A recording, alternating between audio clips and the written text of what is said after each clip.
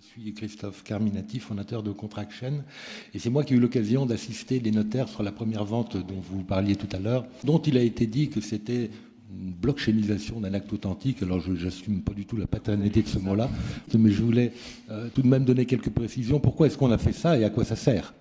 Votre profession fait des actes authentiques depuis des siècles et fait plutôt bien, de manière extrêmement fiable.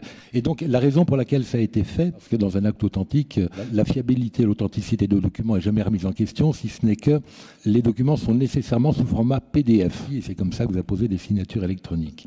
Il se trouve que le monde de la gestion et de la construction aujourd'hui est bien au-delà d'un crayon sur un papier. Le monde est aujourd'hui numérique.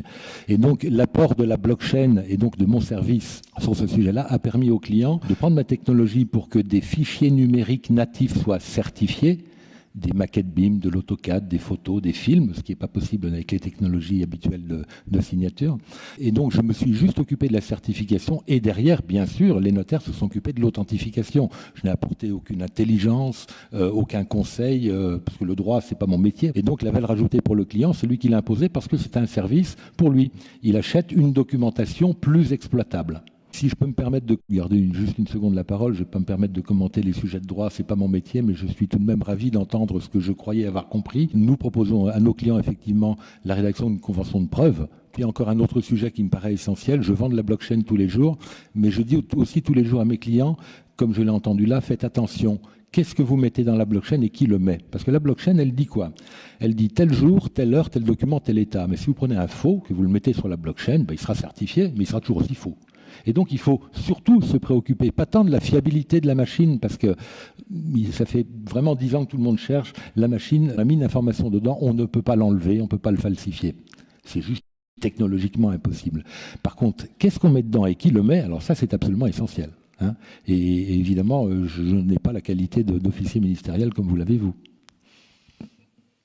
Merci beaucoup de cette intervention. C'est rassurant de voir que vous partagez nos analyses. Effectivement, donc ça rejoint ce qu'on disait, sans vouloir me répéter, mais effectivement, le juge ne devra pas se considérer comme convaincu par ce qui est dans la blockchain, parce que l'exemple pris par Didier Fornoni est bon. Si mon passeport biométrique dès l'origine il était falsifié, eh bien il restera ad vitam aeternam falsifié. On refera systématiquement un passeport biométrique chaque fois. Ce sera un magnifique passeport infalsifiable, mais qui contiendra des informations ab initio qui sont fausses. Donc il ne faut pas non plus prêter à la blockchain des vertus qu'elle n'a pas en termes de valeur probatoire, de force probante, et notamment le juge doit avoir conscience de ça quand on lui présentera des éléments en blockchain. D'autres questions, d'autres remarques peut-être ? S'il n'y en a pas, je me permets un complément.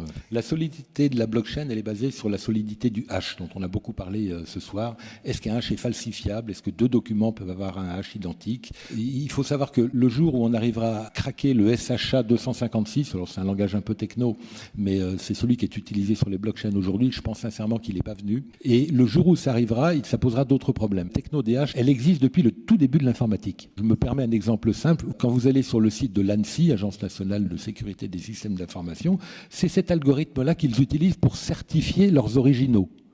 Et donc, le jour où la blockchain est craquée à cause de ça, il va y avoir un problème à l'ANSSI aussi. On peut imaginer que s'ils l'utilisent, c'est que c'est quand même assez fiable. Et donc, tous les jours, nous l'utilisons. Quand on tape un mot de passe sur notre clavier pour faire un virement bancaire, c'est évidemment pas le code secret qui va partir dans le tuyau d'Internet. Sinon, quelqu'un pourrait le voler. C'est le SHA du code secret. Et ensuite, il arrive à la banque, il a bien reconnu que c'était vous. Et donc, il y a tous les virements bancaires qui vont sauter ce jour-là, l'ANSSI qui n'existera plus. Enfin bon, voilà, il n'y aura pas que la blockchain qui sera un tout petit sujet. Hein. Quel type de blockchain utilisez-vous une blockchain ? Alors, nous, on utilise Bitcoin. D'accord. Bitcoin, pourquoi ? C'est la plus ancienne, c'est la plus sécurisée, c'est la plus grosse. Le monde entier a essayé de craquer Bitcoin, ils n'ont pas réussi. Et comme moi, je vends des preuves, j'ai utilisé la plus solide de toutes, qui se trouve être public d'ailleurs. Pour que la blockchain Bitcoin soit craquable, il faudrait que l'un des mineurs obtienne une majorité, puisque c'est la règle du protocole. Donc il faudrait que 5000 mineurs tombent d'accord pour falsifier la blockchain. Il faut savoir, alors je risque d'être un petit peu long, comment est-ce qu'on peut s'attacher à l'incorruptibilité il nous reste du temps. des mineurs. Comment est-ce que ça marche ? Comment est-ce qu'on peut s'assurer que les mineurs ne fassent pas de bêtises ? Oui. Parce qu'in fine, c'est eux qui détiennent la blockchain. Hein. Donc ces gens-là, ils ont des droits et des devoirs.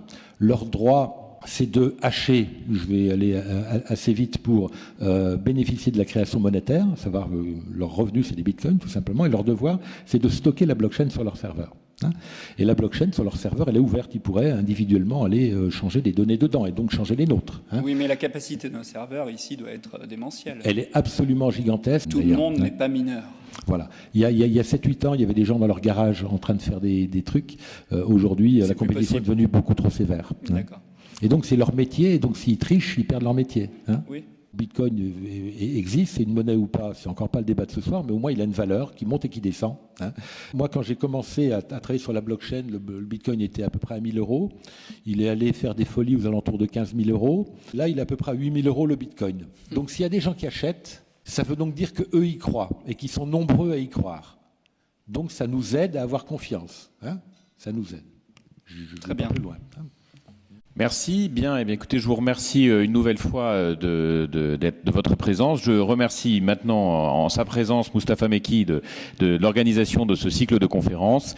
Et donc, je vous souhaite une bonne soirée. Merci beaucoup.